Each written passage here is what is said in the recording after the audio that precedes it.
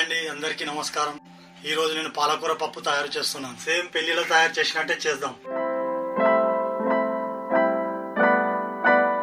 ముందుగా ఒక గ్లాస్ కందిపప్పు కడిగి కుక్కర్లో వేసుకోవాలి.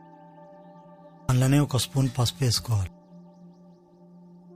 2 నుంచి 3 విజిల్ల దాకా ఉడికించుకోవాలి. పప్పు ఉడికింది, ఇప్పుడు మెత్తగా రుబ్బుకోవాలి. రుబ్బుకుంటూ ఒక స్పూన్ ఉప్పు వేసుకోవాలి. కడాయి పెట్టుకొని 2 స్పూన్ల నూనె వేసుకోవాలి. ఒక పెద్ద సైజు ఉల్లిగడ్డ కట్ చేసి వేసుకోవాలి. ఇందులోనే కరివేపాకు కూడా వేసుకోవాలి. ముందే నానబెట్టి పెట్టుకున్న శనగపప్పు వేసుకోవాలి. వీటన్నిటిని బాగా కలుపుకోవాలి. ఒక స్పూన్ పసుపు వేసుకోవాలి. 1 కప్పు పచ్చిమిరపకాయల పేస్ట్, 2 స్పూన్ల ఉప్పు వేసుకోవాలి. కట్ చేసి పెట్టుకున్న పాలకూర వేసుకోవాలి. ఇవన్నీ బాగా కలిసేటట్టు కలుపుకోవాలి. 1 కప్పు చింతపండు రసం వేసుకోండి.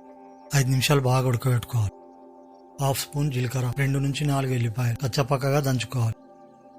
ఎల్లిపాయ జీలకర్ర దంచింది వేసుకోవాలి. ఇప్పటిదాకా రుబ్బిన పప్పును ఇప్పుడు కలుపుకోవాలి. ఈ పప్పు బాగా కలిసేటట్టు కలుపుకోండి.